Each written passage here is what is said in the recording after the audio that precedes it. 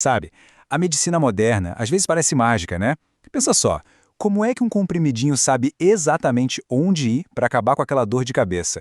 Ou como a insulina consegue controlar o açúcar no sangue com uma precisão de relógio? Bom, não é mágica não. Na verdade, é uma conversa bioquímica super precisa. E é isso que a gente vai fazer hoje. Vamos decifrar essa linguagem secreta entre os remédios e o nosso corpo. Essa é a pergunta que todo mundo faz. E a resposta? Bom, a resposta está na farmacologia. O grande segredo é que o analgésico não sabe para onde ir. Não é um GPS. Ele, na verdade, circula pelo corpo todo. Acontece que o sinal da dor, ele segue um caminho bem específico. E o remédio funciona justamente porque ele foi desenhado para interceptar esse sinal em pontos-chave. É como se ele falasse uma língua molecular que só as células da dor conseguem entender. Então, como é que os remédios falam com o nosso corpo? Antes de mais nada, vamos deixar uma coisa bem clara, que é talvez a regra mais importante da farmacologia. Os medicamentos não dão superpoderes. Não é assim que funciona. Eles são mais como maestros, sabe? Eles trabalham com a biologia que já está lá, que já existe no nosso corpo. O nome técnico para essa conversa toda é farmacodinâmica. É um nome comprido, mas a ideia é simples. É o estudo do que o medicamento faz ao corpo. É aqui que a gente mergulha a fundo para ver como a molécula de um remédio se encaixa numa proteína lá na superfície da célula e, clique, provoca uma mudança. É bem aqui que a ciência acontece. E esse é o ponto-chave, a ideia central de tudo. O remédio não inventa nada novo no corpo. Ele não cria uma função que não existia antes. Ele é, como eu disse, um maestro. Pensa no nosso corpo como uma orquestra que já está tocando. O remédio não chega lá com um instrumento novo. O que ele faz é dizer para os violinos tocarem um pouco mais alto ou para os tambores fazerem silêncio. Ele só modula, ajusta o que já está acontecendo. Ok, e essa conversa molecular acontece de dois jeitos principais. De um lado, tem os medicamentos que são, bem, inespecíficos. Pensa nos anestésicos gerais. Eles agem de uma forma mais geral, alterando propriedades de um monte de células. Mas a grande maioria dos remédios modernos, e os mais fascinantes, são os específicos. A estrutura química deles é projetada para se encaixar num alvo molecular com uma precisão absurda. É o famoso modelo chave-fechadura, uma chave específica para uma fechadura específica. Beleza. Se os remédios são as chaves, então quais são as fechaduras do nosso corpo? É isso que a gente vai ver agora. Vamos dar um zoom nesses alvos moleculares, que são basicamente as portas de entrada para quase toda a ação dos medicamentos. Olha só que interessante. A gente tem basicamente 4 grandes famílias de receptores, os tais fechaduras do corpo. E o que é realmente incrível é a velocidade de resposta de cada uma. Algumas, tipo os canais iônicos, abrem e fecham em milissegundos. É quase instantâneo. Já outras, que precisam ir lá no núcleo da célula para mudar a expressão dos genes, podem levar horas ou até dias para fazer efeito.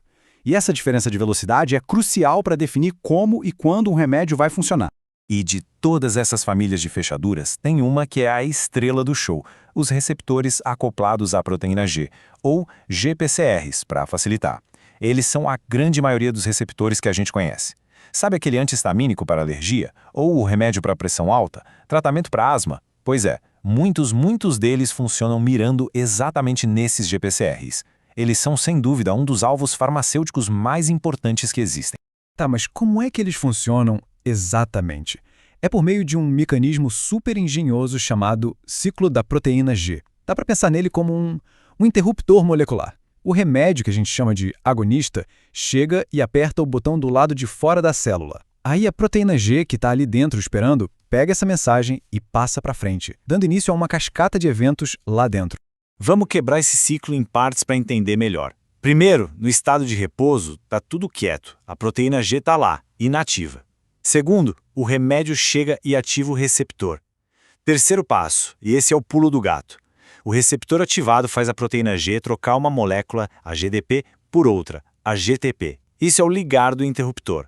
Quarto, a proteína G agora ativada sai para transmitir o sinal. E por último, super importante, o sistema se desliga sozinho. O GTP volta a ser GDP e o ciclo se reinicia. É um sistema muito elegante, né? E autossuficiente. Mas a ativação da proteína G é só o começo da história. Essa única ativação dá o pontapé inicial para uma cascata de reações. É como um efeito dominó. A proteína G ativa enzimas que, por sua vez, produzem milhares de outras moléculas, os segundos mensageiros. O que isso quer dizer? Que uma única molécula do remédio, se ligando a um único receptor lá fora, pode gerar um efeito gigantesco e amplificado dentro da célula. Ok, a gente já entendeu a conversa a nível molecular, dentro da célula. Mas e na prática? Como isso se traduz para o mundo real? Tipo, como os cientistas decidem qual é a dose certa de um remédio?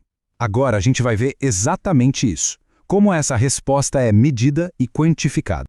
Então, se a gente colocar num gráfico a dose de um remédio versus o efeito que ele causa, a gente tem essa curva da esquerda, uma hipérbole. Ela é meio difícil de trabalhar. Por isso, os farmacologistas usam um truque matemático. Eles aplicam uma escala logarítmica na dose, no eixo horizontal. E o que isso faz? Estica o começo da curva e transforma ela nesse formato de S, muito mais fácil de analisar que a curva da direita. Essa é a ferramenta padrão do dia a dia para analisar a resposta ao medicamento. E essa curva em S, olha, ela é uma verdadeira mina de ouro de informação. No eixo de baixo, o eixo X, está a dose do remédio. E no eixo de pé, o Y, a gente tem a intensidade do efeito. Só de olhar para a forma e para a posição dessa curva, dá para tirar duas informações que são, assim, a base da farmacologia: potência e eficácia. Vamos definir isso direitinho. Potência tem a ver com a dose. Um remédio mais potente faz o mesmo efeito com uma dose menor. Pensa só, morfina é muito mais potente que aspirina. Precisa de bem menos miligramas para funcionar. Já a eficácia? Bom, a eficácia é sobre o efeito máximo que o remédio consegue atingir. Aspirina, por exemplo, não importa a quantidade, nunca vai aliviar uma dor muito forte com a mesma eficácia da morfina. E aqui vem o detalhe mais importante. Uma coisa não tem nada a ver com a outra. Um remédio pode ser super potente e ter baixa eficácia, e o contrário também. As duas coisas não andam juntas. Até agora, a gente falou de remédios que ativam os receptores, né, que ligam o sistema. Mas e se uma substância se encaixar na fechadura e, em vez de girar a chave, ela simplesmente bloquear tudo? Aí a gente entra num conceito fundamental, o antagonismo. É uma verdadeira competição molecular. O antagonista é basicamente um bloqueador. A definição é essa: ele se encaixa no receptor, ou seja, ele cabe na fechadura, mas não ativa nada. A chave entra, mas não vira. E ao fazer isso, ele fica ali, ocupando o espaço e impede que a chave certa, o agonista, consiga entrar e fazer o trabalho dela. É uma disputa direta pelo mesmo alvo. E essa competição pode rolar de dois jeitos principais, com efeitos bem diferentes um do outro. Esses gráficos aqui contam essa história direitinho, mostrando o que acontece com a nossa curva de dose-resposta em cada situação. Vamos focar em como a curva se mexe, para onde ela vai. De um lado, o antagonismo competitivo. Aqui, o antagonista e o agonista estão brigando pelo mesmo lugarzinho na fechadura. Se a gente colocar mais do agonista, ou seja, mais chaves certas, dá para vencer o bloqueador e, no final, atingir o efeito máximo. A curva só se desloca para a direita. A potência diminui, mas a eficácia continua a mesma. Já no outro lado, o não competitivo, a história é outra. O antagonista se liga num lugar diferente e basicamente quebra a fechadura. Aí não adianta colocar mais agonista, não tem jeito. Nunca vai dar para atingir o efeito máximo. A eficácia, nesse caso, diminui. E por que é tão importante saber essa diferença? Porque entender o antagonismo é vital para a medicina. É o princípio por trás dos antídotos para venenos, por exemplo, que na maioria das vezes são antagonistas.